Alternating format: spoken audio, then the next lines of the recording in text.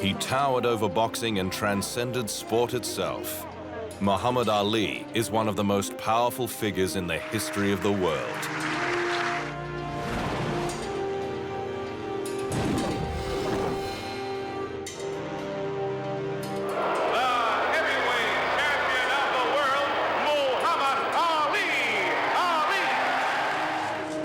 It was Muhammad Ali himself who first dubbed himself the greatest.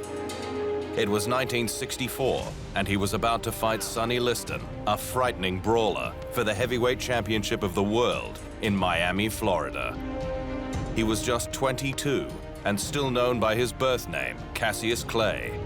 And he had turned the pre-fight build-up into a circus, calling Liston a big, ugly bear. Clay, the kid from Louisville, Kentucky, supposedly did not stand a chance against a brute like Liston, whose 2 previous fights had lasted a single round. From Louisville, Kentucky, Cassius Clay. But Clay found a way to win, Liston declining to emerge after the 6th round, and Clay hanging over the ropes, mocking the writers who had doubted him, before accepting his first World Championship belt. 15 months later, they fought again, controversially, in Lewiston, Maine. And this time, Ali was a mature champion. He danced around Liston before sending him to the canvas in the first round.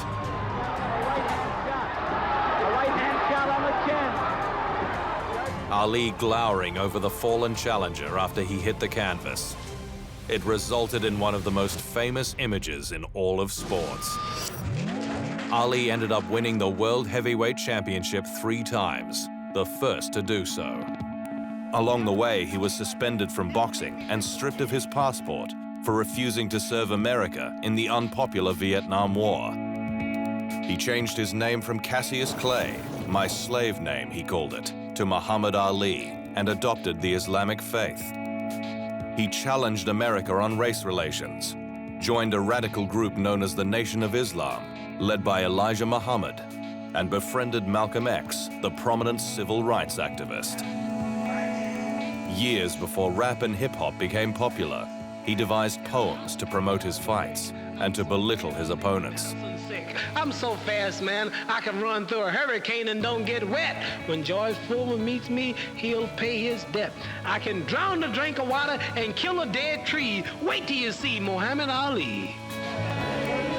It was a theatrical act that could not be missed.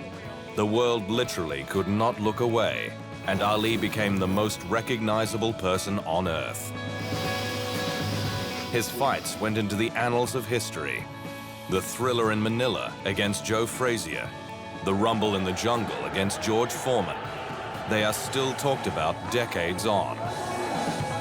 Ali wanted people to notice him, even despise him, as many did. For his opponents, it was a cunning trap. There has never been a smarter fighter, and probably never a better fighter either. Still to come on The Immortals, the political Muhammad Ali.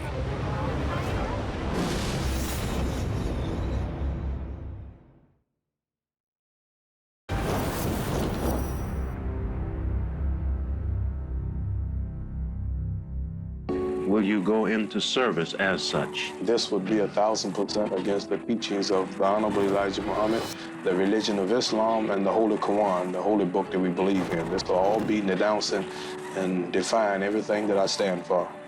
This would mean, of course, that you stand the chance of going to jail as a result of not going into service. Well, whatever the punishment, whatever the persecution is for standing up for my religious beliefs, even if it means facing machine gun fire that day, I will face it before denouncing Elijah Muhammad and the religion of Islam. I'm ready to die.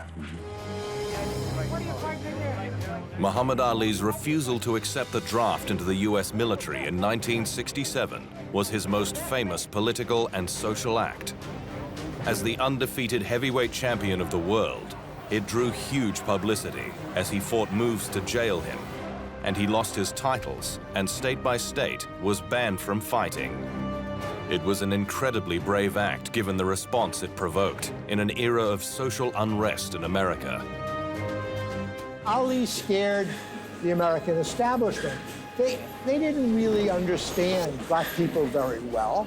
They didn't understand the Nation of Islam or Malcolm very well, and they really thought that Muhammad Ali had a kind of power to make the masses rise up. Ali did not back down.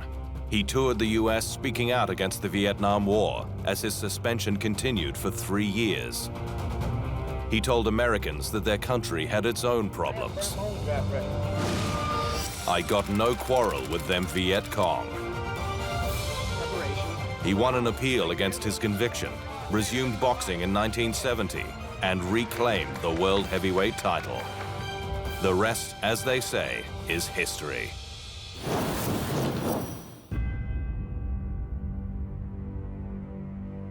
The second phase of Ali's career, beyond his suspension, was just as captivating.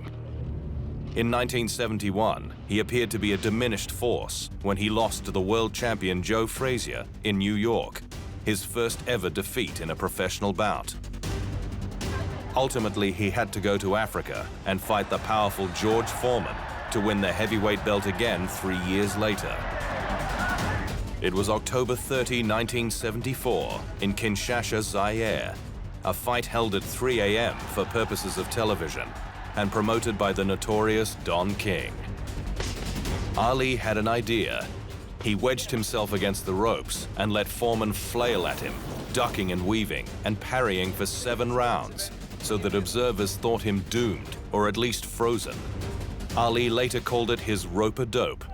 With Foreman tiring, Ali launched into his assault at the start of the 8th round and knocked out his opponent, reclaiming the heavyweight crown.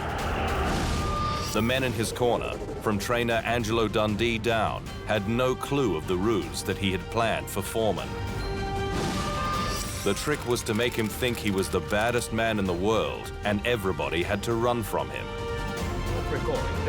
Muhammad Ali was quicker than most of the heavyweights he fought, incredibly agile for a big man of 191 centimeters and around 107 kilograms, and he could dance in the ring.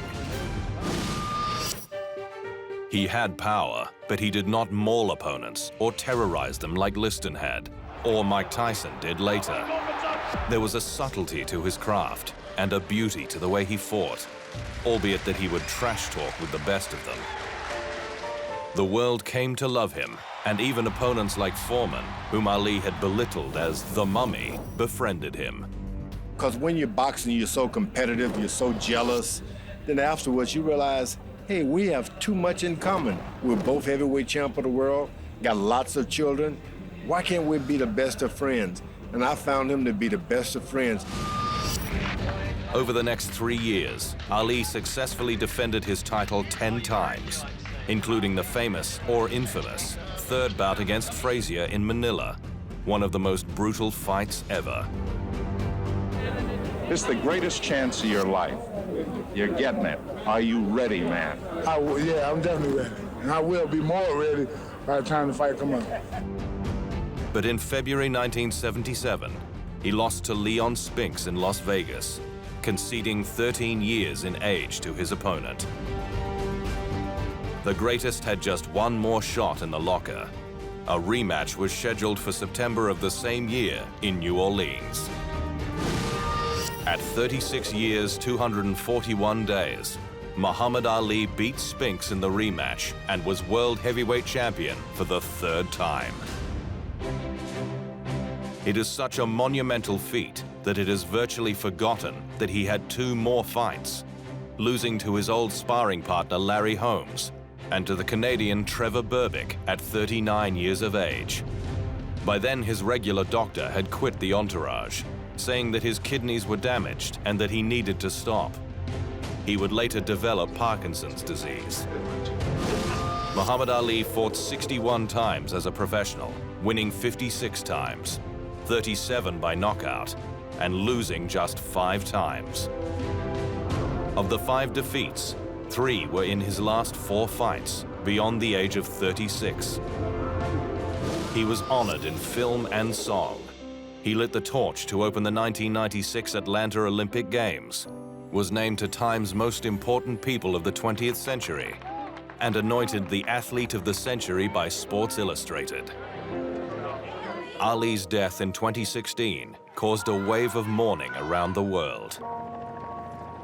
He was a tremendous bolt of lightning, created by Mother Nature out of thin air, a fantastic combination of power and beauty. We've seen still photographs of lightning bolts at the moment of impact, ferocious in its strength, magnificent in its elegance. And at the moment of impact, it lights up everything around it, so you can see everything clearly. Muhammad Ali struck us in the middle of America's darkest night, in the heart of its most threatening gathering storm. His power toppled the mightiest of foes, and his intense light shined on America. And we were able to see clearly injustice, inequality, poverty, pride, self-realization, courage, laughter, love, joy, and religious freedom for all. Ali forced us to take a look at ourselves. This brash young man who thrilled us, angered us, confused, and challenged us, ultimately became a silent messenger of peace, who taught us that life is best when you build bridges between people, not walls. Muhammad Ali, the greatest, was 74. His legacy as a boxer is staggering. His legacy as a man goes far, far beyond that. Who's the greatest? I give you one more chance. Who's the greatest? You are! All right.